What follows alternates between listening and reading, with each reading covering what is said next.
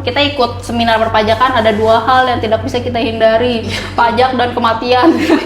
Seminar kata cici aku tuh selalu terngiang-ngiang di aku kayak, gimana agar aku deserve this table gitu loh. Karena surround yourself sama orang-orang yang memang punya mindset untuk maju gitu. Sebenarnya itu final UMKM itu kenapa menurut aku berguna banget. Sebenarnya bukan cuma soal pajaknya, tapi kemudahannya. Betul. Untuk kita bayar pajak, kita istilahnya kita udah kos nih akan kita keluar untuk pajak. Paling nggak di sisi administrasinya dipermudah lah gitu. Three Owners Podcast. Can I call you Rose? Welcome back to Three Owners Podcast. Oke. Garing ya pembukaannya, nggak apa-apa. Tapi anyway Nia, thank you udah mau datang ke Three Owners Podcast. Lucunya guys, jadi ketemu Nia itu back then waktu kita di Shanghai sebenarnya. Pertama kali ketemu Nia gitu kan. Nia, 你还可以讲中文是吗？一点点，一点点可以是吗？他们听不懂，所以可以随便说。所以我们现在说中文吧。对呀，但是有的时候我可以头疼了，OK头疼了。Oke. Ya anyway, ya subtitle di bawah ya. Jadi ketemu Nia itu long story short di waktu di Shanghai. Kita juga habis balik dari Indo juga sebenarnya on and off ya, cuma ketemu nanti kecap cuma 2 kali segala macam sampai akhirnya ada kondangan nih. Kondangan temanku gitu kan, one of our friend waktu back then di Shanghai gitu kan. Terus akhirnya lihat, Sil sekarang podcast nih gitu kan. Iya nih, langsung aja kita todong gitu kan. Ini opportunity kan, as an entrepreneur we need to be catch it gitu kan, as an opportunity. Terus Nia, ayo podcast bareng. And she's really humble. Okay Sil, let's do it gitu kan, basically gitu. Jadi thank you loh nih udah mau datang ke sini. Kita Aku yang thank you banget. senang banget loh. Feel so honored sebenarnya. Kayaknya soalnya kalau aku lihat, aku dengar ngobrol-ngobrol sama Sylvie, kok kayaknya orangnya hebat-hebat ya. Ini. Tapi aku ya gitulah. Enggak. Dia anaknya humble banget. Jadi kalian boleh follow Instagramnya Nia juga ya. Itu seru banget. Dia kontennya itu seru menurutku, storytellingnya dia gitu. Itu sangat kayak kan Nia ini suka baca buku gitu loh. Ya right? Baca buku. Jadi the way she telling a story itulah sebenarnya cara marketing terjitu sebenarnya menurutku gitu. Jadi keren banget Nia. And then Nia lately udah punya anak nih. Terus sibuk kerjaan juga gitu kan ya nih. Sekarang apalagi di dunia perpajakan ya nggak sih Nia, yang semua orang always like back off tuh begitu pajak. Saya sih jujur aja udah blur pernah ikut Brevet A plus B atau apa itu. Lumayan loh itu. Ikut doang, habis itu skor juga jelek gitu loh nih, cuma dengerin gitu kan selama kelas pusing gitu nih gitu kan. Really back off gitu. Ya less. Oke, tapi sertifikat keluar ya tapi nilai jelek gitu ya, silakan nggak apa-apa gitu kan. Tapi anyway Nia, mungkin bisa diceritain ke audiens kita, most of them they're still like mungkin early stage di mana dia masih starting bisnis segala macam. Mungkin kamu bisa sharing nggak sih, since kamu juga second gen kan di dalam dunia bisnis ini gitu. Jadi aku baru masuk waktu 2019. Jadi seminggu sebelum aku masuk di bareng kerja sama mamaku, aku ada ngobrol sama kakak aku sebenarnya, cici aku. Jadi cici aku sebelumnya dia udah handle bisnis papaku. Dan abis itu dia kita ada kayak semacam inilah obrolan gitu. Oke Nia, minggu depan kamu udah masuk nih gitu kan, mau masuk di bareng sama mama. Nanti kamu akan punya meja sendiri. Oke, ya. Dan dia cuma bilang gini, meja kamu belum deserve meja itu sebenarnya. Meja itu diberikan untuk kamu. Sekarang yang kamu lakukan itu adalah kamu cari cara agar kamu tuh deserve meja itu. Jadi itu yang membuat aku kayak oke, ini suatu hal yang bener banget gitu loh. Karena kan kadang-kadang gimana sih kalau kita second gen itu mungkin orang ngeliatnya privilege, ya kan? Itu udah hal yang paling ini ya. Jadi waktu itu aku udah ngobrol juga sama Sylvie dan itu bener banget. Kadang-kadang kita sulit untuk misalkan kayak kita merasa gue tuh sebenarnya ada struggling begini loh, tapi pasti orang yang mungkin bukan second generation pasti kayak ya rumah enak ya kan, sebagai second gen udah lu semua fasilitas disediain lalala gitu. Tapi sebenarnya jujur waktu 2019 itu setelah aku mulai itu one of the loneliest year of my life gitu ya. Memang aku belum deserve it gitu loh. Kata-kata cici aku tuh selalu terngiang-ngiang di aku kayak gimana agar aku deserve di stable gitu loh. Karena orang-orang di sekitar aku semuanya mereka udah berpengalaman bertahun-tahun kerja, dan aku baru dari Cina misalnya benar-benar kayak bahkan pengetahuan tentang itu aku masih blank sama sekali. Ya udah beberapa bulan setelahnya itu aku masih kerja masih salah-salah ya kan, pastilah meskipun kayak misalnya kita S1 kan tetap aja waktu dunia kerja ternyata masih banyak banget soal ketelitian itu aku juga masih masalah gitu kan. Kita nggak bisa stay di meja kita aja ngarepin kerjaan datang gitu, nggak bisa. Ya seperti tadi, kamu harus cari cara lebih dari pegawai kamu dong. Pegawai yang istilahnya bahkan kalau di tempat aku tuh sudah kerja bareng mamaku lebih 20 tahun lebih gitu loh. Meskipun sebenarnya karyawan mamaku ini orangnya juga humble luar biasa. Aku mungkin bisa sampai sekarang bisa belajar banyak juga karena karyawan mamaku itu, karena dia benar-benar ngajarin aku juga. Salah satu caranya ya aku belajar lagi gitu kan. Belajar, aku kuliah lagi. Waktu itu aku ambil kuliah kayak professional accountant gitu di Untar. Jadi aku belajar lagi dan ketemu lagi orang-orang yang maksudnya kalau ketika kita itu kan bukan kuliah S1 ya, jadi yang ikut itu tuh biasanya memang sudah karyawan, dia dari berbagai macam latar belakang, ada yang sudah kerja, bahkan waktu itu aku sekelas sama yang udah kerja di BPK gitu, kayak waduh gitu. Sedangkan aku tuh kayak apa-apa belum tahu apa-apa gitu kan. Merasa beruntung sih untuk bisa masuk di situ karena aku kayak begini toh, ini orang-orangnya seperti ini nih. Bahkan misalnya ketika kita belajar itu yang kita omongin ya dunia pekerjaan itu sendiri gitu kan. Kalau S1 kan kayak ya udah kita kayak kanvas kosong aja gitu, kayak semua terima aja gitu kan. Cuma ketika belajar lagi tuh aku gini toh, gini. Tapi terutama yang kau ambil ini kan bukan suatu topik yang sembarangan orang bisa, butuh ketelitian yang tinggi gitu kan, butuh membaca, hampir peraturan berubah terus kan, kayak apalagi sekarang. Iya kan, apalagi sekarang kebijakan baru. Mungkin gimana sih nih mungkin spill dikit di dalam industrimu, kalau bisa dibilang tax advisor kan, ya, which is like soon maybe tax consultant juga kan, mengarah ke sana gitu. Apa aja sih mungkin step yang kamu pelajari terutama untuk bisa di-share ke teman-teman awam gitu kan. Contoh kayak aku kemarin ngambil private AB gitu kan. Itu step 1. Itu step 1 bener kan. Jadi kamu udah step 1 nih. Step 1, tapi pusing hilang semua ilmunya sih. Justru karena nggak dipraktekin kan. Aku tanya sekarang lagi mau pajak apa, pusing yang tahu nanti aku tanya ke orang taxku ini gimana kebijakan baru gitu ya. Ngambil barang impor atau segala macam itu kan taxation-nya ribet gitu loh. Mungkin dia bisa spill dikit nggak sih? Sebenarnya especially entrepreneur ya, yang totally blur gitu kan itu harus mereka punya setidaknya guidance-nya gitu. Oke lah, gimana gitu. Sebenarnya sih kalau dalam dunia teks secara simpel ya tadi pertama ikut kursus brevet, selanjutnya fokus ke ngambil ada namanya USKP, jadi ujian sertifikasi konsultan pajak. Jadi memang fokusnya di situ karena setelah kita dapetin license baru nanti kita bisa bekerja sebagai konsultan pajak. Sebenarnya mungkin nggak sesimpel itu karena maksudnya memang ujiannya agak sulit ya sebenarnya. Tapi yang menurut aku lebih sulit itu bukan cuma soal ujian itu sendiri, karena kalau ujian itu sendiri menurut aku bisa dipelajari ya dong, kayak maksudnya kamu yang penting kamu rajin baca aja pasti kamu akan bisa. Yang menurut aku lebih challenging ketika berhadapan dengan klien dan juga orang pajak itu ya satu lagi masalah komunikasi. Karena masalah komunikasi itu benar-benar itu memang soft skill yang kayaknya hampir di semua industri itu menjadi salah satu masalah utama gitu. Aku setiap ngobrol sama siapa aja, mau dia di bidang IT sekalipun, itu masalah komunikasi klien lah. Apalagi kalau kita di dunia pajak itu kan kita berhubungan dengan government ya, kita nggak bisa terlalu keras. Misalnya kita harus ada yang namanya kita diskusi lah gitu ya kan. Dan juga untuk ke klien gitu kan, ke klien meskipun misalkan nih kliennya kita udah tahu salah, begitu tuh salah gitu.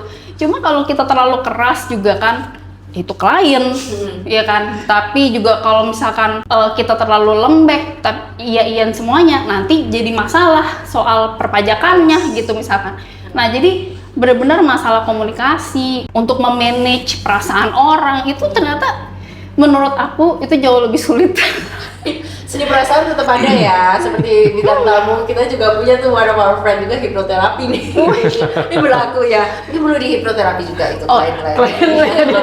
Stres mungkin mungkin dia kan. Jadi lebih ke arah edukasi klien kan sulit kan berarti kan Iya komunikasi. betul, edukasi apalagi kalau yang dari UMKM banget ya. UMKM banget maksudnya kan ketika dia UMKM yang biasa misalkan jualan dia bisa omset bisa MM-an. Iya. Tapi pembukuannya Berantakan. itu kita untuk edukasi berkali-kali ini harus begini, itu aja tuh berkali-kali kita harus ngomong, Iya. gitu kan. Dan itu kan kita juga cara menyampaikannya juga harus nggak menyakiti perasaan dia juga gitu kan, tapi juga tetap harus disampaikan apa yang harus disampaikan. Ya komunikasi itu sendiri sih yang memang Tapi gue juga gitu sih. Maksudnya gue kayaknya tipe klien lo. Yang menyebalkan kan. Jadi kayak konsultan pajak gue udah bilang kayak, ini harus begini ya. Tapi gue kayak bodo amat lah, yang penting gue kerja dulu. Iya dong, maksudnya bener kayak misalkan lebih duluin mana misalkan si customer kita atau administratifnya gitu loh. Kadang-kadang administratif sama dapetin customer itu nggak match. Misalkan sesimpel PPN. Yes. PPN kita ya kalau misalnya kita sudah sudah harus memungut PPN, semua penjualan harus dipungut PPN. Cuma kan nggak menutup kemungkinan ada customer yang tidak mau Iya. pakai PPN. Sama saya juga. Nah kan, jadi itu, Emang ada PPN kalau Belum, kan Mbak. arsitek Kan kan nggak ada PPN. CV juga. Ini sih mungkin gue mewakili klien-klien gue. Jadi kan kadang-kadang misalnya kita beli barang, kayak misalnya beli AC lah, beli apalah. Nah selalu dimasukin PPN itu gede loh. nah apalagi bentar lagi 12% ya. Iya, itu gede loh, 11% ya. Iya sekarang 11%. Makanya itu aja itu cuma dari hal PPN. Belum dari sisi pajak-pajak yang lain. Jadi memang kadang-kadang kita kalau misalkan ya udah jangan diterima, nggak mungkin dong itu Iya. customer gitu kan. Masa kita nolak rezeki gitu istilahnya. Ya begitulah, itu salah satu masalah yang di lapangan kebanyakan seperti itu. Berarti tapi ada filternya gitu nggak sih Nia? Kamu kan nggak semuanya klien pasti kamu rangkul gitu. Since ini gray area juga kan, banyak Betul. data-data sensitif dan Iya. kalau di luar negeri kan tax advisor atau apapun itu mereka yang handle itu kan benar-benar namanya dipertaruhkan gitu kan, bisa sampai Betul. even di Singapura segalanya bisa masuk ke jail gitu loh, Nah, sampai benar. wrong decision gitu. Jadi memang akhirnya yang kebanyakan nolakin klien itu kita sih. Ya, ini berarti Jujur. mau masuk. Dia tanya dulu, problem lu apa? Problem gua nggak mau bayar PPN. Nggak mau ini, nggak mau itu. Oh ya udah nggak jadi. Karena tapi ya memang makin lama ke filter sendiri sih. Kayak misalkan kita kan ya udah ya kalau misalkan mau sama kita, bisa gini loh. Kalau soal melaporkan bisa nggak ngelaporin tapi saya mau pajaknya sekecil-kecilnya. Iya. Bisa. Kita cuma yang kita lakukan cuma angka kok, ya kan?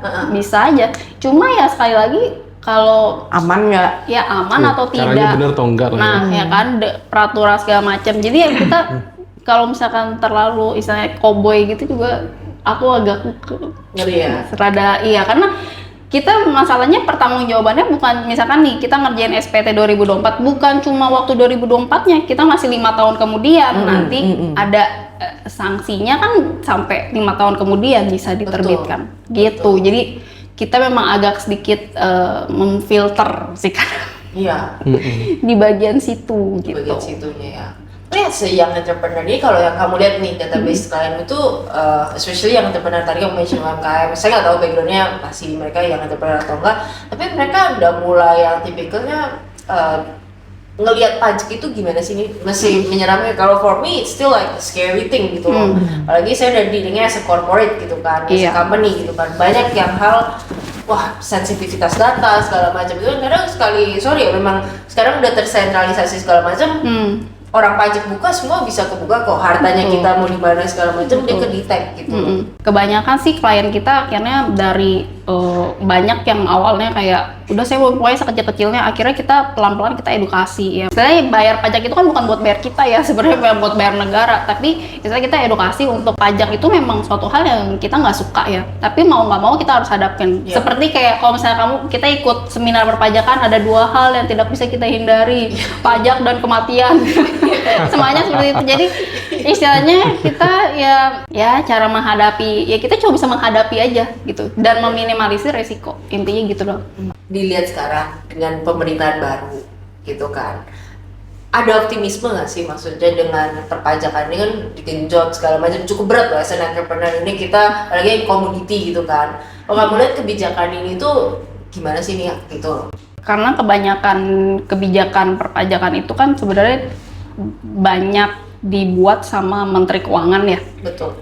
Dan untuk Menteri Keuangan kita sendiri sebenarnya saya cukup percaya sih dia bisa memanage itu gitu kan. Memang istilahnya meminimalisir pajak mungkin dia enggak, tapi dia istilahnya bisa menangkap area-area yang tadinya nggak kelihatan sama pajak. Jadi istilahnya dia memperbesar cakupan pajak yang bisa diambil. Nah, tapi kalau misalkan bisa nggak sih nanti nih dengan pemerintah yang ini pajaknya jadi lebih kecil? Pastinya tidak gitu kan, karena seperti kita tahu 90 berapa persen gitu ya pendapatan negara kita dari pajak, jadi memang pastinya akan sangat digenjot sih kita dari perpajakan itu. Wow. Nah sekarang kalau Indonesia bikin kayak begini, kayak misalnya oh ini harus pajak ini begini, berarti kan Indonesia tuh lagi, memang sih Indonesia tuh lagi mencoba untuk merapikan sistem, tahu. Tapi is it bakal jadi bumerang nggak sih buat Indonesia itu sendiri? Karena kayak misalnya oke, contoh paling gampang kayak gini deh, apa sih klub ya, hiburan malam. Kalau nggak salah itu taxnya 30% kan? 40%. Di Thailand berapa? Orang sekarang ke klub ke Thailand. Akhirnya sekarang Bali slowing down. Ya kan? Jadi what's the point? Ya gue nggak tahu ya. Misalnya what's the point pemerintah dia mau merapikan, tapi ujung-ujungnya jadi bumerang juga buat mereka, ya kan? Lu mau globalisasi, lu mau orang invest, lu mau gini gitu, tapi lu menekan kita yang si business owner itu dengan tax begitu besar gitu loh. Sebenarnya bener bayar pajak itu untuk keberlangsungan Indonesia di mana tempat kita hidup. Well, di Bible juga bilang kan, dimanapun lu pergi ya lu harus bayar pajak ke negara. Ya, I will do that. Tapi maksud gue, lu jangan neken kita lah. I mean like, gue kerja di sini tuh mendatangkan devisa buat negara lo, ya kan? Terus lu malah tekan-tekan gue, ini bayar pajak, tuh bayar pajak, ini bayar pajak. Bahkan, kalau nggak salah gue lihat di Instagram apa gue lihat di mana ya. Jadi ada satu content creator atau podcaster, gue lupa, dikirimin surat pajak. Gara-gara pajak lihat dia punya konten, wah lu kontennya kayak begini, berarti lu dapat duit dong dari lu punya konten, dikasih ini surat pajak, suruh bayar pajak. Surat cinta itu. Iya, gue baru baca kalau nggak salah 1-2 hari yang lalu, cuma gue lupa itu di Instagram apa di mana. Jadi I mean like kita punya ide, kita mau coba untuk bisnis kan, belum apa-apa, kita belum menghasilkan apa-apa, udah dikasih surat cinta. I mean like iya kan, nyebelin banget gitu loh. Kalau dari sisi gua. Iya benar juga sih. Kalau menurut aku sendiri ya, kewajiban perpajakan kenapa sih ribet banget kayaknya sekarang tuh, kayak apa-apa dipajakin, bahkan kayak aset tuh sekarang tuh kayaknya dipelototin banget sama orang pajak. Sebenarnya tujuannya itu bukan buat kita sih. Area-area yang sebenarnya, misalnya kan orang-orang yang memanfaatkan tax haven gitu, misalnya semacam seperti itulah ya. Jadi sebenarnya tujuan utamanya buat kita, tapi kita kecipratan dampaknya. Menurut aku gitu ya. Karena memang kalau aku ngelihat kebijakan-kebijakannya itu emang mereka tuh selagi mencari orang-orang yang menghindari pajak. Gitu. Maksudnya menghindari pajaknya bener-bener ini ya, maksudnya dengan jual besar ya, bukan kayak misalkan omset 100 juta nggak dilaporin gitu. Nggak cuma segitu doang, yang dicari itu yang jauh lebih besar dari itu. Iya, unless dia kasih ini dong, misalnya minimum 10M, ya udah 10M silakan ambil. Tapi ini kan minimal kalau nggak salah 1M kan? Itu kalau saya saldo banknya Iya. ya. Iya. Menengah itu memang selalu dari dulu kita tuh kayak dihimpit gitu ya. Misalnya kita dapat subsidi kagak, ini kan yang subsidi kan yang bawah, gitu. Itu menengah udah nggak dapet, tapi digencet. ke atas juga enggak gitu kan, kita kaya banget juga enggak. Misalnya untuk kita bisa bener-bener tax planning bener-bener, itu kita nggak bisa kayak cuma omsetnya kecil tuh nggak bisa. Kalau mau bener-bener yang bener-bener tax planning itu memang harus yang omset sudah besar dan yang multinasional segala macam. Itu mungkin tax planningnya akan lebih worth it gitu istilahnya. Nah tapi kita nih menengah ini tuh emang serba salah gitu kan. Cuma tuh kalau menurut aku ya, permasalahan utamanya itu bukan soal pajaknya besar atau enggak. Karena kalau misalnya pajak sendiri itu kita bisa dibilang memang nggak kecil, tapi bukan yang besar banget pajak penghasilan ya. Karena kalau yang pajak klub malam itu sebenarnya bukan pajak ke pusat, itu pajak Pemda istilahnya, ke pemerintah daerah gitu. Jadi itu agak sedikit berbeda. Nah, tapi karena kan sebenarnya kalau misalkan di luar negeri kan mereka bayar pajak bisa gede banget, bisa 30% segala macam, tapi mereka dapat fasilitas yang mungkin memadai gitu. Misalkan kita ke Singapura bahkan udah punya mobil pun kan kita dipajakin. Betul kan ya? Waktu itu aku pernah dengar punya mobil, wah ini untuk punya mobil aja ternyata pajaknya gede sekali. Cuma kan dibarengi, dia bikin fasilitas pedestrian yang bagus semua. Jadi memang yang jadi masalah tuh sebenarnya bukan soal, menurut aku sendiri ya, bukan soal pajaknya, tapi apa yang bisa kita dapetin setelah kita bayar pajak gitu. Betul. Itu yang membuat orang jadi makin ragu gitu ya untuk bayar pajak. Beneficialnya lah. Ya, Benefitnya pemerintah kita kan. apa gitu kan buat kita, itu sih sebenarnya. Tapi ya sekali lagi ya, untuk kita bisa dapetin fasilitas sebegitunya kan pertama harus ada uangnya dulu. Jadi kayak telur sama ayam deh sekarang, mana yang harus duluan gitu loh istilahnya. Menurut aku seperti itu sih. Dari saya contoh misalkan nih, karena aku bidang properti juga ya. Sorry ya, ini aku Penambahan PPN 1% membuat misalkan contoh iya. PPN dihilangkan, BPHTB dihilangkan, itu kan cukup worth it ya. Misalkan untuk perumahan di bawah 2M gitu kan, itu worth it banget kan. Nambah 1% ya udahlah PPN, tapi beli rumah jadi gratis PPN. Iya. Itu kan worth it banget gitu kan. Iya, sebenarnya fasilitasnya Kalau bisa banyak. begitu kan. Cuma sekarang juga sebenarnya kan ada PPN untuk kalau misalkan rumah di bawah 2M ya, itu kan ada fasilitas PPN ditanggung pemerintah ya. Iya, itu Sekarang sebenarnya ada beberapa yang fasilitas-fasilitas seperti itu yang bisa dimanfaatin. Cuma memang kan nggak untuk sebagian besar orang. Iya benar. Semacam begitu. Jadi sebenarnya memang kita sebagai yang menengah ini memang kita kadang-kadang untuk kita naik ke atas itu agak sulitnya, ya itu soal perpajakan itu. Benar. Ya, kecuali benar-benar contoh Indonesia dengan pajaknya segala macam ini bisa memprotek produk-produk lokal, contoh dengan TKDN segala macam. Jadi mungkin pajak yang lebih mahal adalah untuk barang-barang yang misalkan gitu kan, yang lokal ini jadi teritorialnya masih kejaga gitu kan, istilahnya gitu. Kalau misalkan dilus semuanya gitu juga nggak bagus. Tapi kan so far nggak ada gerakan yang sekencang itu, terutama untuk ngelindungin, ngeproteksi lah si lokal, walaupun memang TKDN ada, tapi kan TKDN gitu loh, as a theoretical aja, tapi practically gimana gitu kan juga dipertanyakan gitu sama society kita gitu loh. Banyak yang menjerit soalnya di bawah ini seperti itu. Iya, benar. Contoh simpel motor listrik kan, pada saat mempunyai TKDN tertentu segala macam, pajaknya segala macam juga akan berpengaruh kan. Kalau nggak salah gitu kan, sempat ada kebijakan kayak gitu. Tapi so far yang impactnya sekarang kita lihat mungkin belum signifikan ya ini sama apa ya entrepreneur kita lihat gitu. Makanya kita juga di satu sisi juga bingung nih mau maju gerak istilahnya 2045 Indonesia emas atau perunggu nih gitu kan, gitu loh. Itu jadi bingung kitanya pengusaha maju mundur, especially yang entrepreneur ya. Maksudnya ini aku nggak tahu kamu mungkin kedepannya mungkin bisa bikin webinar, mungkin collab sama kita atau gimana untuk yang mengenai pajak segala macam. Apalagi kalau kita ngomong Indonesia, oke lah, we have some source, let's say for agriculture sector. Tapi kalau kita ngomong barang-barang, kita udah pernah di China kan, one step ahead gitu kan. Kita pernah ke EU bareng juga kan ya. Barang yang kita lihat udah notabene Tokopedia-nya di China, Taobao, udah murah, di sana lebih murah lagi kan, lebih miris gitu waktu mau belanja gitu kan. Iya, benar, exactly. Tanya nih ya, waktu itu kita pergi bareng ke sana. Murah banget sih. Murah banget, tapi kan begitu masuk Indonesia harga udah langsung naik. lonjak kan, gitu kan. Jadi sebenarnya yang entrepreneur ini juga pengen ya di satu sisi juga kolaborasi lah, maksudnya beberapa barang yang kita memang manufacture-nya juga di Indonesia udah mahal sekali, di sana kan lebih murah, kepentok sama perpajakan segala macam. Makanya kan sekarang ada sistem, mungkin kalau teman-teman pernah dengar ada Kupikasi yang masuk door to door segala macam gitu kan, mereka pajaknya udah all in segala macam. Tapi kan itu juga oke, kalau untuk sektor kita pakai sendiri, tapi kalau kita mau start dagang gitu kan, apakah menguntungkan ya? Gitu, mungkin pandanganmu itu gimana untuk yang, terutama untuk yang barang-barang import kan, kita nggak bisa menutup mata.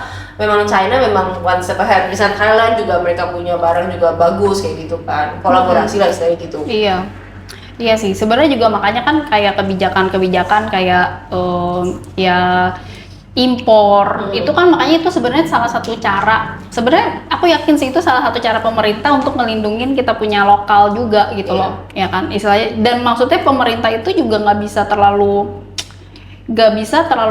sekali lagi kita nggak bisa terlalu strict juga di setiap sisi gitu. Istilahnya misalkan nih kita nggak boleh nih Cina nih kemurahan nih, misalkan barangnya udah nggak boleh lagi, nggak mungkin juga dong, ya kan. Atau kita kan juga punya kerjasama multilateral juga sama si Cina, ya kan. Pasti ada sisi-sisi yang tetap ya udah deh di loose aja gitu loh, semacam begitu. Nah cuma kan istilahnya yang aku lebih kalau misalkan aku sebagai tax advisor, aku sebenarnya lebih berharap pemerintah itu tetap lanjutin yang namanya final UMKM. Oh, itu gimana? Final UMKM. Jadi kan kalau misalnya kita tahu final UMKM itu kan 0,5% dari omset ya.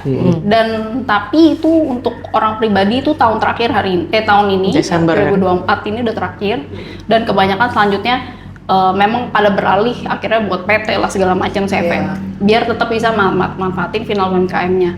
Sebenarnya itu final UMKM itu kenapa menurut aku berguna banget? Sebenarnya bukan cuma soal pajaknya, tapi kemudahannya. Betul. Untuk kita bayar pajak, istilahnya kita udah kos nih akan kita keluar untuk pajak. Paling nggak di sisi administrasinya dipermudah lah gitu, ya kan. Jangan terlalu ribet kayak misalkan kalau pembukuan, kalau misalkan belum terlalu besar kan kalau kita ngerjain pembukuan, ya pembukuan kan ilmu tersendiri ya sebenarnya.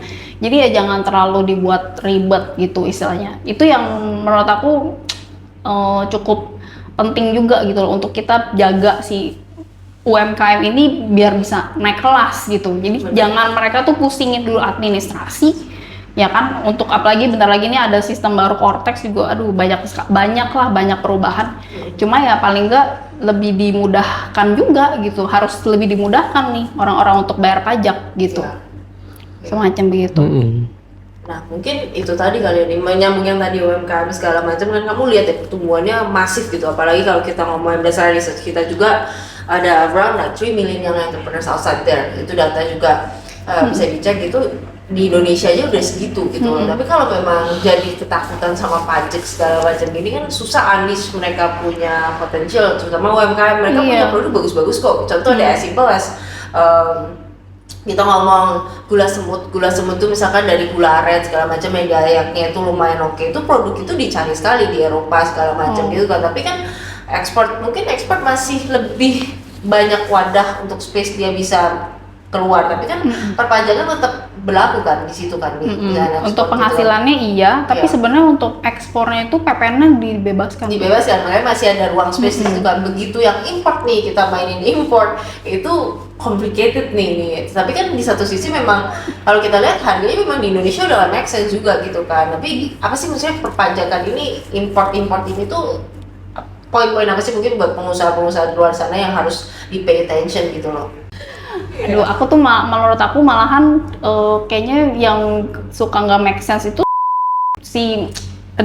boleh nggak sih? Aku takutnya ini ntar disensor. Iya, itulah yang gitu kan, ya kan. Sebenarnya kalau PPH-nya sendiri nggak, kalau misalkan soal make sense nggak make sense ya. Aduh, nggak apa lah ya. Mereka tuh lebih semena-mena tahu. Aku ambil contoh begini, misalkan kita itu ada dia itu transport untuk binatang, ya kan. Jadi kucing gitu misalkan. Ada orang Itali punya kucing, dia mau bawa ke sini juga si kucing itu. Jadi kan harus punya transport khusus ya. Nah, si kucingnya itu sendiri itu dinilai, ada harganya. Dan aku kurang tahu karena itu memang bukan ranah kita ya untuk menilai harga itu kucing. Cuma gila, gue mau bawa husky deh Rusia, men. Ada appraisalnya dan itu kayaknya aku mohon maaf ya, mungkin aku kurang tahu mereka bagaimana pertimbangan mereka dalam menilai kucing itu, tapi bisa nilai kucing itu bisa beberapa puluh juta gitu secara nilainya ya. Jadi nanti dari nilai itu baru pajaknya dikali berapa persen gitu loh. Jadi yang gede bukan cuma soal si transport fee untuk si kucing, tapi si nilai kucing itu sendiri itu juga ada pajaknya sendiri untuk bisa masuk Indo. Betul. Mia, lebih back to your business ya, your business core gitu. I mean, kamu kan udah handle pasti more than 100 perusahaan gitu. Enggak. Humble. Bener, nggak nyampe. Paling maksudnya ya mungkin berapa puluh mungkin ada. Ya nggak nyampe. Nggak nyampe. Belum. Tapi ada belum coming soon gitu. Karena setelah podcast jadi ratusan. Waduh. Orang jadi support ya. Ya mungkin perpajakan kita butuh nanti kan dari ini GBC gitu kan. Tapi ini kalau kamu lihat gitu ada paket-paket khusus nggak? Since kamu kan harus sudah mulai metain nih, mapping gitu kan. Oh, audiensmu itu yang beli customermu ini masih gen yang baru mulai berbisnis, yang ini udah corporate, ada paketan gitu nggak sih ini atau gimana? Ada biasanya dari omset sih. Kita Omset jadi ngeliat dari omset. Biasanya omsetnya berapa M gitu. Jadi nanti kita menyesuaikan tuh biasanya di situ. Kayak gitu. Jadi kalau masih UMKM kayak kita ini, contoh nih saya ini kalau apa ini baru starting TOP gitu, ya bonus bisa gede gitu kan, omset nggak ada MM-an tuh, kecil juga diterima juga atau nggak nih? Iya diterima tentu saja. Tapi gini sih, aku sebenarnya kadang-kadang kan kalau misalnya konsultan gitu setiap misalkan ada ya udah deh yuk kita ketemu meeting gitu kan, itu biasanya ada fee-nya dong gitu. Nah, Cuma untuk sini untuk di awal aku biasanya ya udah nggak apa-apa ngobrol dulu aja. Kadang-kadang ada teman aku yang waktu itu kan juga nanya-nanya gitu kan, dia juga ada usaha segala macam. Udah ngobrol dulu aja. Lu bisa ngerjain sendiri, udah kerjain sendiri aja. Karena kadang-kadang di awal itu memang nggak terlalu banyak yang harus dikerjakan. Gitu loh, maksudnya nggak seribet itu. Dan kalau misalkan ngomongin ini tax planning harus gimana, sekali lagi tax planning itu baru bisa benar-benar efektif kalau omsetnya sudah besar. Kalau masih kecil, masih UMKM di bawah 4,8, menurut aku sih masih, kalau kamu punya sumber dayanya bisa kamu kerja sendiri ya sudah, is okay. Cuma kalau kamu mau udahlah biar aman aja, nggak kamu pusing, udah serahin ke kita, nah itu kita bisa terima juga gitu.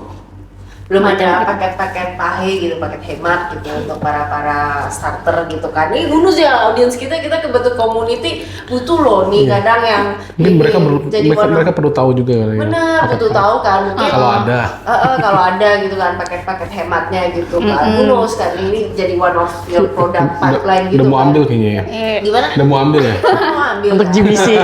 gitu kan. Kan part of jadi partnership kita. Jadi orang-orang yang baru starter karena kita punya vision kan. Pengen yang entrepreneur itu starting their own game gitu kan, coba untuk mencoba itu kan butuh apa ya, selain butuh vision juga mereka harus tahu tentang financial goals kan, including tax gitu kan. Ini menurutku important, makanya begitu you waktu podcast ini important banget, bisa kasih dampak banyak untuk entrepreneur gitu loh. Jadi yang saya lihat itu memang banyak yang muda-muda terutama ini nggak taunya kan kalau dari di brainwash sama dari baby boomers pajak itu seperti ini, pajak itu seperti itu kan. Jadi yang kita dapatkan negatif impact ya, padahal mungkin bisa di make it simple dan make it jadi logis gitu loh. Itu yang mungkin belum terdeliver secara, masih ada gap lah yang saya lihat di society kita ini gitu loh. Jangan jadiin pajak itu musuh. Benar. Karena mau bagaimanapun itu ya itu tadi kita nggak bisa hindarin gitu. Jadi istilahnya tetap kita jaga untuk, maksudnya jangan sampai kita membayar pajak lebih dari yang seharusnya gitu loh. Jadi istilahnya kan kita sebagai tax advisor, tax consultant itu kan kita menjaga agar kalian jangan sampai membayar lebih dari yang seharusnya, dan juga untuk meminimalisir risiko adanya sanksi atau denda. Intinya seperti itu.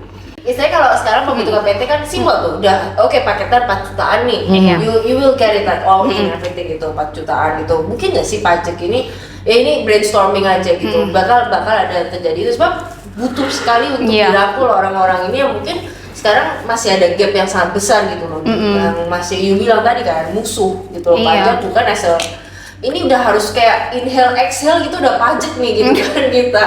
Jadi harus sudah mulai sadar dari sekarang gitu loh. Nggak bisa yang nanti berasa busuk, starting UMKM masih rekening pribadi segala macam, nggak begitu udah masuk ke PT Japek mereka blur gitu loh, nggak tahu gitu. Itu sih. Memang itu disitulah konsultan dibutuhin ya untuk istilahnya gap di situnya. Dan untuk paketnya itu sih sebenarnya jujur banget aku belum nyusun. Nanti kan collab sama kita itu tadi brainstorming ide. Jadi di sini memang gitu, podcast sembari Gitu nyari ya. ide.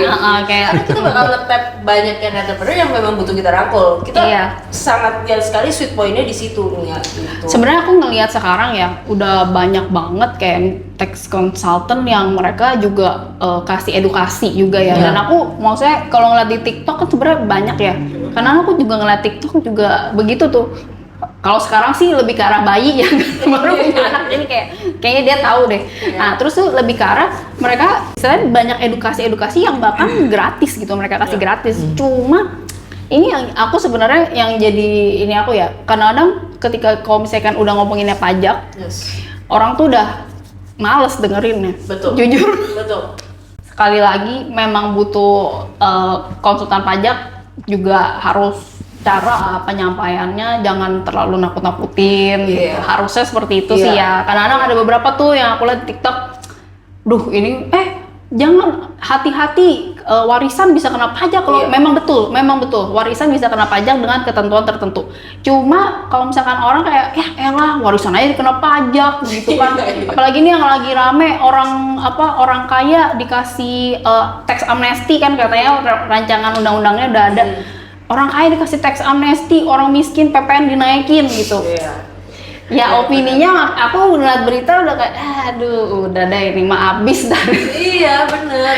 Kayak gitu. Biar Jadi viral kan itu kan. iya biar memang yang negatif tuh memang lebih gampang Lebih viral sih sebenarnya memang betul gitu. Cuma ya sebagai tax consultant kita cuma bisa ya satu menenangkan ya istilahnya ya memang harus kita perhatikan, nggak bisa kita sepelein, tapi nggak bisa kita cuma ketakutan dan menutup bener-bener nggak boleh orang pajak tahu penghasilan gue gitu, nggak bisa juga gitu kan. Jadi ya kita cuma bisa berusaha untuk bersahabat dengan pajak. Bener dan itu harus ya.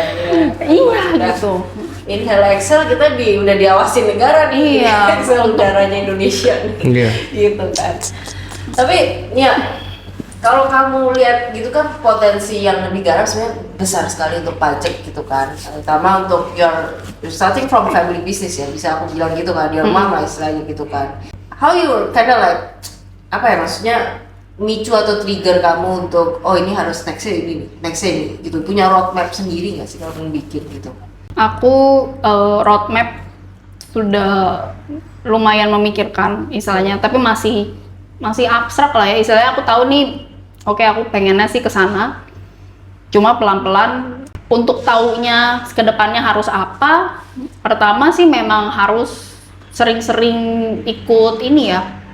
Istilahnya ngobrol. Makanya sebenarnya aku begini tuh istilahnya untuk menambah aku punya ini juga sih. Iya. Karena kita sebagai yang entrepreneur atau sebagai second gen, kita tuh merasa feel stuck gitu loh. Correct. Kayak kita habis ini harus apa ya? Jujur aku sering kali pagi-pagi gitu kan kayak hari ini apa ya? Udah tahu sih maksudnya kayak oh kira-kira gini. Cuma kan kebanyakan rutin gitu loh, hal-hal rutin. Kita kan kalau misalkan sebagai ini kan kita nggak bisa cuma ngarepin dari hal-hal rutin gitu. Kalau misalnya kita kerja di perusahaan besar, mungkin kita bisa langsung, oh udah roadmapnya, kamu setelah jadi staff, kamu jadi manajer apa gitu kan. Tapi kan untuk ini kita benar-benar abstrak banget dan seiring berjalannya waktu mungkin akan terus-menerus berubah gitu, tergantung dengan ini. Cuma ya makanya yang bisa aku pegang adalah ya udah setiap ada opportunity bisa ketemu orang atau bisa antara network kita bisa nambah atau kita bisa dapat pelajaran baru. Yang penting itu aja dulu. Karena selanjutnya apa mungkin kalau misalkan ke depannya aku misalkan bilang nih selanjutnya aku mau ini mungkin belum tentu kejadian, tapi paling nggak ada satu step yang aku lebih gitu selanjutnya. Jadi lebih ke break it down into like a reverse engineering lah buat kamu ya, berarti udah tahu end goalnya gimana tapi step by step. Tapi how you convince your mom gitu loh, since udah involved dari tahun 2019 kan, berarti udah kerja bareng sama your mom gitu. Is it hard gitu loh kadang create the boundaries gitu? I mean feel free if you wanna answer, just answer it, kalau enggak apa-apa. Tapi itu benar sih pertanyaan itu. Karena ada salah satu kesulitan kita juga sebagai second gen yaitu meyakinkan. Yes. Yeah. Meyakinkan our parents. Yaitu salah satu struggle aku juga pertama sih. Karena maksudnya misalnya aku merasa aku bisa kok. Orang aku udah belajar kok ya. Ya kan udah berjebrek apa segala macam.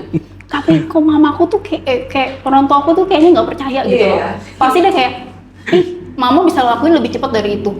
Ya kan kita kan baru ya, gitu kan istilahnya masih seperti itu. Cuma satu, be humble. Cuma be humble aja. Ketika aku di kantor gitu, aku bekerja buat mamaku. Jadi memang dia mau apa, aku ikutin aja. Meskipun menurut aku harusnya nggak kayak gini nih. Ikutin dulu, ikutin bener-bener nggak usah macam-macam. Karena kalau kita macam-macam nanti malah jadi ribut segala macam, ribet ya. Ikutin dulu aja. Kalau misalkan memang kita udah siap, itu ada kok waktunya. Untuk kita tuh prove it gitu loh. Tapi memang di awal memang udah be humble aja. Gue pikir kayak lagunya Bruno Mars, like Apa tuh? don't believe me, just watch. Itu ada rebel kayaknya langsung gitu langsung. No need your help gitu ya Mam. Just watch. Iya. Kadang-kadang kita butuh istilahnya lama-lama mamaku juga mengakui kayak istilahnya sekarang ini kan banyak perubahan. Jadi akhirnya ya udah aku yang harus tackle karena udah banyak hal menyangkut komputer gitu kan yang mungkin orang dulu seperti itu ya. Tapi ya tetap kadang-kadang ada beberapa advice dari mamaku yang sebenarnya masih bisa dibawa gitu loh untuk aku ke depannya gitu loh. Salah satunya ya ketika kita ngadepin orang pajak kita nggak bisa sok pinter. Jangan sok pintar gitu loh. Justru kayak ya udah ya be humble itu tadi gitu kan di depan otoritas gitu kan. Jangan terlalu garang juga gitu. Justru harus pura-pura miskin. Waduh, Ya kan? benar. Itu trik dari Entrik. Harus pura-pura miskin. Ya, baju Iya, yang saya nggak punya, saya nggak ada apa-apa, Pak. Iya. cicilan belum bayar buat judi online gitu. Ada gitu nggak? Jadi bukan deh, nggak ada orang main judi online, habis itu dia ngambilnya tapi dia pinjol, Iya. jadi senjata makan tuan kan kayak gitu loh. Jadi dia mau main judi online ini, dia ngambilnya dia pinjol kan, jadi kayak udah utang ketemu utang. Itu lingkaran setan gitu. deh. Iya, Serem iya. banget sih itu, serem banget sih. Serem banget. Sampai aku kasih blasting ke employee-ku jangan terlibat di dalam judi online ataupun pinjol gitu. Kan. Benar banget, benar banget. Iya. Jadi tapi nih ya kalau kamu lihat gitu kan, tadi udah sibuknya, sekarang you have your small family ini sekarang udah punya anak satu, your husband segala macam kan. Pernah nggak sih feel burn out gitu loh? You're an entrepreneur also right? Gitu. Hashtag girl boss. Gitu. Girl boss. Girl boss. That's it. Pastilah ya. Yang namanya di awal ketika baru punya anak gitu kan banyak. Aku ada momen aku jujur nih ya. Jadi sebenarnya aku Desember ini ada yang namanya ya ujian sertifikasi itu. Sebenarnya ini ada nih di Desember ini. Cuma aku decided not to take it. Mungkin kayak semacam kalau bilang semacam step back gitu loh. Padahal kan aku harus ngambil sampai C nih. Ini aku ngambil B aja, aku kok belum ngambil gitu loh. Istilahnya kan berarti aku kayak ngundur gitu kan istilahnya mimpi aku gitu kesamping gitu. Cuma kadang-kadang kita memang ketika kita berkeluarga kita harus set prioritas gitu ya. Set prioritas yang menurut aku saat ini mungkin yang prioritas aku jujur saat ini anak aku. Karena kan memang kalau misalkan banyak yang bilang 2 tahun pertama seorang anak itu benar-benar mempengaruhi dia ke depannya gitu loh. Dan jadinya ketika sebenarnya aku udah sempet mau ngambil, jadi aku sempet kayak coba deh karena kan kalau mau ngambil sertifikasi aku harus belajar lagi gitu kan.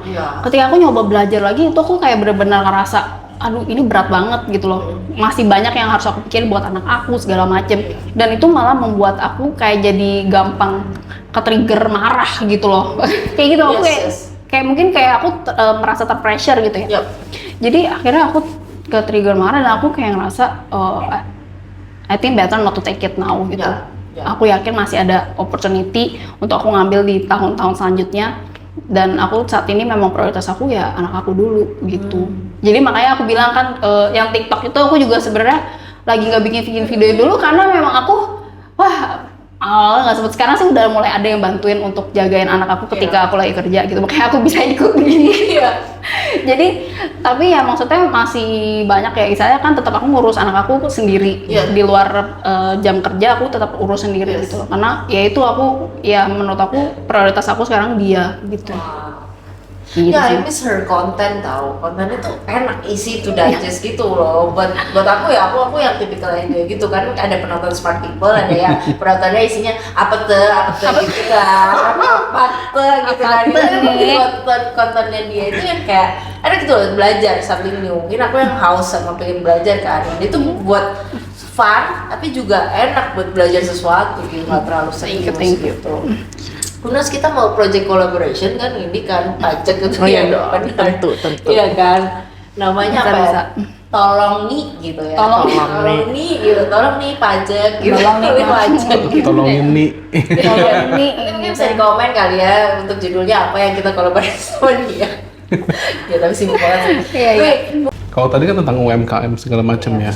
Mungkin kalau kita ngomongin yang lebih corporate gitu ya tentang, atau enggak kita ngomongin tentang perusahaan gitu ya. Kan banyak yang kita tuh sebagai entrepreneur pasti pengen mencari cara bagaimana membayar pajak itu sebenarnya bukan kecil, tapi maksimal, tapi dengan cara legal. Seefektif mungkin. Iya. Efisien mungkin ya. Apakah itu diperbolehkan ada atau tidak tuh gimana sih maksudnya yang selama ini dihadapin pertanyaan-pertanyaan apa sih dari klien-klien ya maksudnya ya? Atau kayak gimana tuh mereka? Pastinya sih memang tujuan utamanya kan sebenarnya orang datang ke tax consultant pasti untuk gimana nih caranya biar tetap ini ya. Kembali lagi kalau misalkan masih omsetnya masih terlalu kecil nggak bisa untuk terlalu di-tweak gimana, nggak terlalu bisa. Cuma memang mungkin kalau misalkan udah bentuk PT segala macam banyak hal nih, misalkan oh ini punya ruko mendingan atas nama PT atau sama pribadi ya, itu sering banget ditanyain gitu. Ya itu kalau misalkan kita biasanya udah atas nama pribadi juga nggak apa-apa gitu kan, nanti jadi istilahnya si PT-nya sewa ke si pribadinya. Itu salah satu biasanya tips yang aku kasih gitu loh, karena memang itu juga cukup safe pajak. Karena kalau nggak salah aku juga salah satu di konten aku gitu. Wah, influencer. Enggak, cuma intinya sebenarnya kalau misalkan di awal itu perhatiin pajak-pajak yang final, bersifat final gitu. Karena pajak yang final itu dia kan ada pajak final, ada pajak progresif. Tahu ya, kalau pajak progresif itu kan kalau misalkan orang pribadi ya 5%, 15 gitu kan. Jadi semakin tinggi semakin besar. Kalau pajak final itu enggak. Misalkan sewa, ya udah cuma 10% aja. Mau sewanya 10M kek, tetap cuma 10%. Nah, jadi itu bisa di-tweak di situ gitu loh. Istilahnya misalkan mungkin penghasilan direkturnya, misalkan direkturnya itu yang punya sewanya. Jadi penghasilannya jangan semuanya dari gaji dong. Berarti dari sebagian dari sewa gitu. Misalkan seperti itu yang cukup itu cukup safe juga. Karena kan kalau misalkan penghasilan apalagi kalau direktur gitu kan, apalagi kalau udah di atas 5M sekarang udah 35%. Ya kan? Nah, makanya jadi kalau misalkan bisa di-tweak ke sewa segala macam, nah itu kan itu tetap legal. Kalau dibilang legal tetap legal, tapi memang nggak boleh terlalu ini ya. Memang ada ketentuannya, misalkan harus sesuai harga pasar apa segala macam. Cuma ya selama itu bisa dialokasiin ke sana, itu juga lumayan bisa safe sebenarnya. Gitu. Jadi itu legalnya ya. Itu bukan kita mengcompromise anything gitu sebenarnya itu ya. Banyak perusahaan sekarang juga yang mau lagi ke arah IPO gitu kan. Itu banyak sekali pembukuan yang harus dibenerin kan gitu kan. What is like one of your advice, starting dari mana sih sebenarnya kalau omset mereka kan banyak yang bilang omset 10M juga udah bisa IPO kok, 20M juga bisa segala macam, nggak harus sampai 200M gitu loh. Tapi apa sih yang harusnya mereka peka gitu? Part-part mana yang harus jadi kunciannya mereka gitu. Sebenarnya kan kalau udah IPO itu mereka udah ada KAP ya. Kalau udah ada KAP itu memang udah rapi banget sih biasanya ya mereka. Bahkan istilahnya ada perusahaan yang aku pegang dia nggak IPO, belum IPO, cuma karena memang dia ada bergerak di bidang keuangan, jadi dia memang harus dengan KAP gitu loh. Jadi banyak yang sama di auditnya itu memang benar-benar detail sekali gitu loh. Jadi memang bagus ya. Dan juga kan kalau misalnya IPO itu kalau misalkan berapa puluh persen sahamnya dipegang sama publik itu bisa mengurangi pajak juga, kalau nggak salah ya. Lumayan bisa save juga tuh di situ. Kalau misalkan untuk perusahaan-perusahaan yang IPO gitu. Tapi memang ya itu lagi berarti kan dia biaya untuk KAP-nya itu sendiri sih. Itu yang harus diperhatiin juga karena KAP tuh nggak murah ya. Apalagi audit, aduh itu. Tapi kan itu wajib, mereka kan wajib untuk hal seperti itu dia udah harus banget kayak gitu. Menarik sih. Ya, kalau ini itu tapi banyak juga kan yang digunakan untuk trik IPO ini untuk akuisisi perusahaan supaya lebih murah segala macam gitu ya nih ya. untuk perpajakannya. Iya, karena kan setelah dia akuisisi, jadi kan pajaknya juga bisa ngikut tuh, lebih murah. Betul. Makanya itu yang terjadi on the ground seperti itu. Tapi mungkin banyak yang baru starting kan bingung nih exit plan-nya apa. Kadang kan sebenarnya IPO bagi baby boomers atau gimana mungkin masih belum suatu exit plan kan segala macam. Mereka masih keep it private as possible gitu kan. Padahal mungkin chance-nya kalau di IPO-in mungkin bisa lebih growth-nya lebih besar lagi gitu di sektor-sektor tertentu ya. Mungkin kalau ngelihat sektornya Apple gitu kan, teknologi segala macam, mungkin exit plan IPO masih cukup cantik kali ya exit plan-nya gitu ya.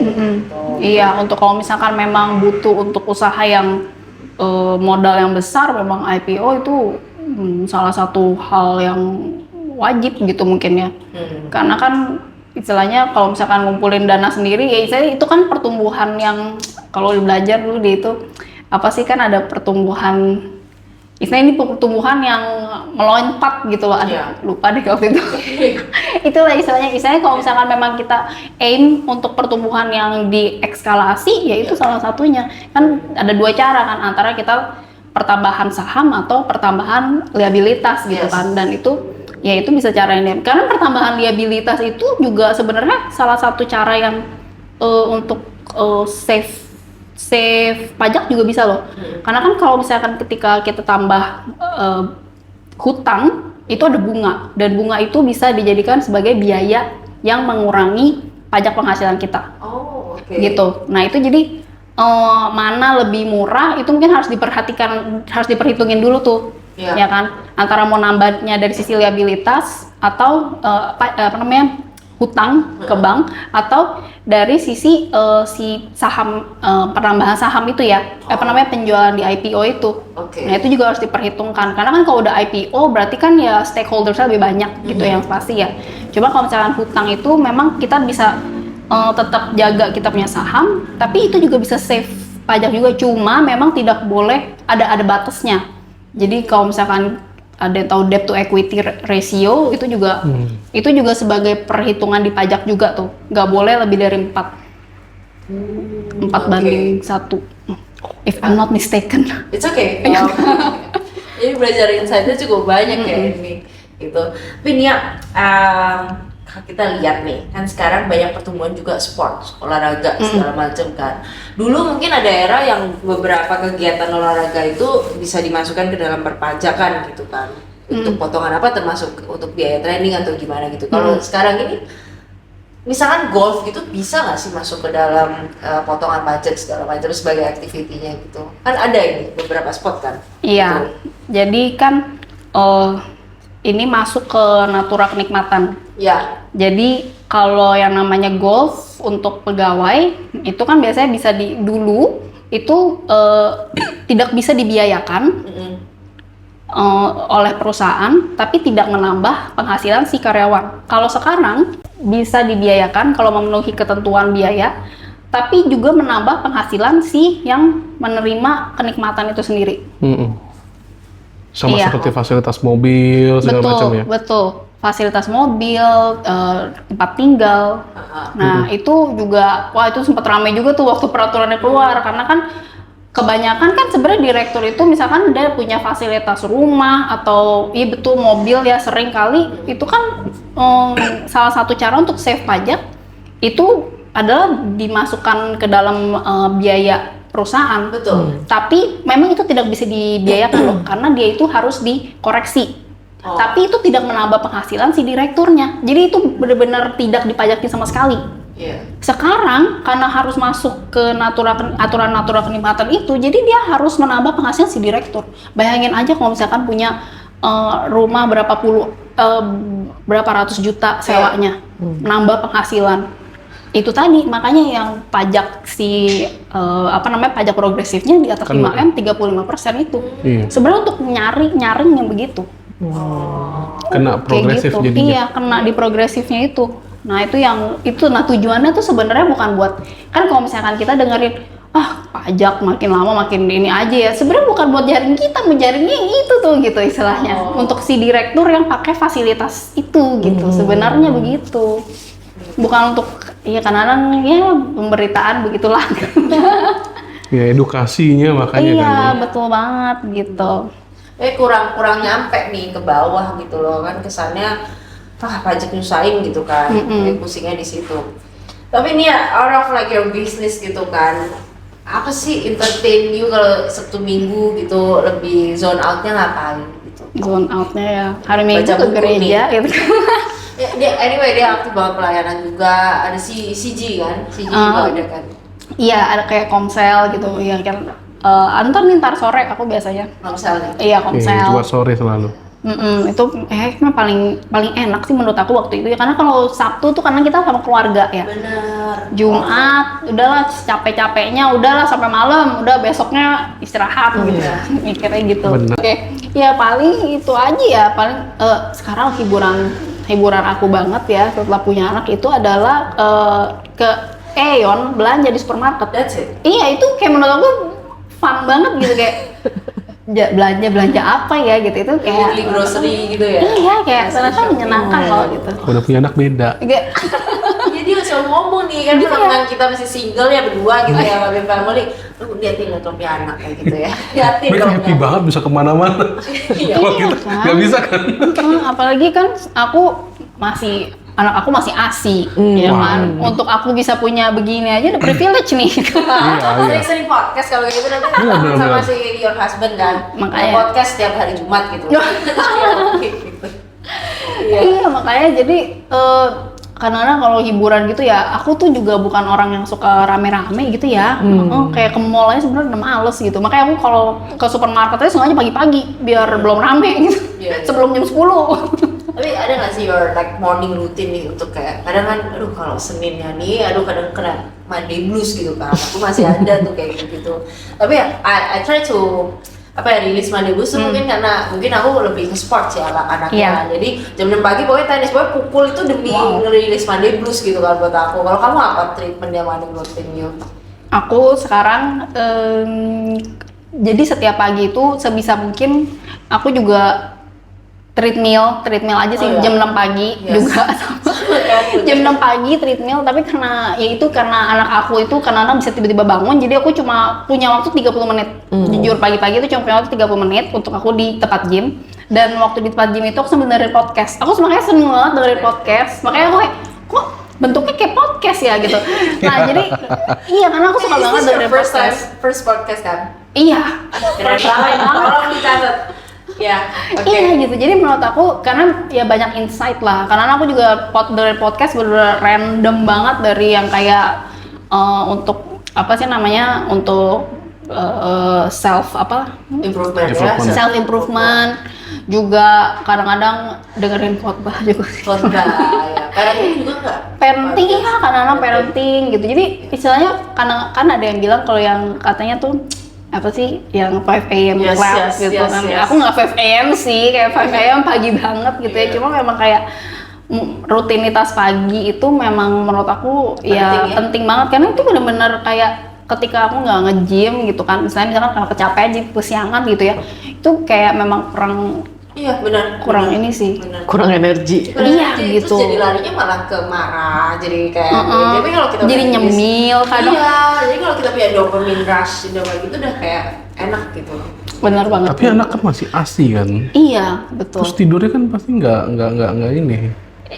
Untungnya aku bersyukur anak aku itu kalau malam memang kebangun, tapi dia cuma untuk nyusu habis itu tidur lagi. Itu makanya menurut aku privilege juga itu. Anak aku tuh mungkin pengertian ya. Iya. Mamanya butuh tidur banyak, jadi dia itu deh akhirnya dia menyesuaikan diri. Dia nggak mau nangis kok. Iya. Dia umur bangun jam 2 pagi sampai jam 6 pagi. Waduh, Itu gue Kapan temenin tuh. sampai sekarang? Enggak dulu. Oh. Nggak sampai sekarang mati. itu agak capek ya. Itu dulu. Mungkin nanti next parenting talk kali ya. Oh, gitu ya. Kita jadi parenting. Iya. Nanti ada lagi kok sesi parenting talk bareng Ciin kan Bareng ya. Ciin. Iya. Dia kemarin baru ada ini kan acara Iya, parenting talk. acara gitu. Oke. Anyway, Nia, Thank you banget udah nyempetin. Tapi before usually kita punya ritual harus kasih 1 until 2 sentence untuk yang entrepreneur di luar sana. Using Chongwen also no problem. Chongwen. Chongpan Atau bahasa Thailand juga boleh. Nah ini Kalau di kamu ya. saat kita belajar bahasa China, one step ahead, saya kira udah bagus gitu kan. Orang ada belajar Thailand gitu. Wow, Keren. itu out of the box sih. Ya kan? Dan Cina itu tuh biasa aja gitu biasa, kan. mainstream makanya. Mainstream banget. Nah, next Thailand belajar Vietnam kan. Nih, bentar Jepang. Rusia. Russia gitu kan. Jadi nanti kita podcastnya multi language. Yuk silakan nih untuk Kalimat apa? ya, I mean, what kind of advice for ya selain buat entrepreneur tadi kan kalau aku nangkep ya overall dari kamu nih. Pertama itu be humble gitu kan, harus mau terus belajar istilahnya gitu kan. Kamu kan upgrade terus segala macam, harus mau upgrade knowledge segala macam. Terus kedua juga I mean, you really being resilient gitu loh. Sampai sekarang udah punya anak segala macam, terus bisa bagi waktu segala macam. Kalau udah mau give up, sebenarnya gampang kan. You punya privilege kok gitu kan, istilahnya gitu kan. Tapi kan you take it as a challenge, dan ini harus proven by time gitu kan. But yang selalu aku mention itu yang aku suka banget satu quote yaitu influence is earned not given. Jadi kamu harus memang kerjain day by day itu sih. Nah mungkin kalau dari Nia apa nih? Surround yourself sama orang-orang yang memang punya mindset untuk maju gitu. Benar. Dan jangan malu untuk mengakui kalau di awal kamu memang nggak tahu apa-apa. Karena dari situ kamu baru bisa belajar. Ketika kita udah ngerasa kita udah tahu semuanya, kita jadi nggak belajar. Gitu. Intinya ya terus belajar sih. Because as an entrepreneur, you don't know what you don't know, right? Until you talk with other people. Misalnya aku nggak tahu apa-apa nih, Betul. tahu apa aja, aku blur banget. Aku ngomong sama you, I got some insight gitu kan. Iya. At least kayak tadi, bener nggak sih? Apa harus sering-sering itu turnamen golf sama Jimmy ini bisa masukin ke perusahaan gitu kan? Kan nggak bisa saya simple as that gitu kan? That's the thing gitu loh. Until I talk with you gitu kan, aku dapat insight gitu. Mungkin apa Jimmy ini, what you can get from our this like special guest itu mahal loh rate-nya loh, sekali duduk di sini konsultan pajak ini dan akhirnya Sejam nanti ya invoice-nya. pajaknya nol kan. Setuju sih. Sama juga yang aku dapetin adalah kayak kalau kita, karena tadi ngomongin tentang edukasi ya. Karena emang kayak komunikasi dan edukasi itu kayak nyambung gitu kan. Kayaknya itu memang kalau kita, terutama pajak ya, area yang dimana tuh pasti entrepreneur tuh nggak ngerti sama sekali. Kita tuh benar-benar harus bawa botol kosong ke depan konsultan, nggak usah banyak sok tahu lah. Ya kan istilahnya kan, kita belajar. Justru kita bayar karena kita pengen dapat sesuatu, jangan sok tahu. Betul. Kayak gitu kan. Nah itu khusus buat pajak, makanya kayak kita sebagai entrepreneur tuh harus open the mind gitu kan. Jangan sampai kita tuh terlalu terpaku ya sama yang kita punya ya. Iya. Bahasa anak sekarang sotoy lah, Iya. gitu ya. Terlalu sotoy juga nggak baik ya kak ya, jangan ya dek. Karena kita banyak ngambil edukasi tuh comot-comot dari Iya. sini. Terus nanti bisa ngomong ke depan bapaknya, Pak, turnamen golf bisa masukin ke dalam perusahaan bapak gitu kan. Habis itu bapaknya dikejar sama tukang pajak gitu kan. Jangan ya. ada ya. Mungkin Ya. si ini anyway. Ya kalau dari gua sih, ya adanya apa orang-orang kayak Bunia ini, Yes, pakai bulu. itu kayak apa ya? Jadi bagi kita nih entrepreneur, kita udah nggak takut lagi untuk having a good headache, ngerti nggak? Ya kan, karena kan kadang tuh kita ada kerjaan kita sakit kepala, tapi it's a good headache, ya kan? Maksudnya good headache itu adalah oke, kita punya kerjaan, kita punya cuan, tapi kita harus punya responsibility buat bayar pajak. Itu sebenarnya bikin sakit kepala sih. Tapi ya dengan adanya konsultan pajak kayak Nia gini, ya udah kita just consult kan. Ini gimana nih? Ya you give us the way out. Ya udah. Anyway, it's a good headache. Ya kan, daripada lu sakit kepala karena lu nggak ada kerjaan. Itu lebih sakit ya. Iya kan? Sebenarnya lu sakit kepala karena lu punya banyak kerjaan gitu. Ya kan di dunia kita nggak bisa jadi Superman. Ya, bagian pajak kita bagian, aduh di ghosting klien sering banget, lebih pusing ya nggak sih say gitu kan. Anyway, kita hari ini belajar banyak. Jadi untuk yang mau konsultasi sama dia bisa follow IG-nya juga ya. Nanti kita mungkin taruh di kolom description gitu ya. Oh iya, Gitu. nomor kontak langsung kali ya. Iya, sama kontak langsung. Atau enggak via kita biar Oh, dapet iya. fee, biar dapet fee. Jadi Marketing. ya, mungkin pakai tema untuk para yang entrepreneur tentang pajak gitu ya kan. Bener loh, bisa loh digodok loh. Oh iya idenya, dong. Oke. Iya. Thank you semuanya. So stay tune. Three Owners Podcast. Thank you.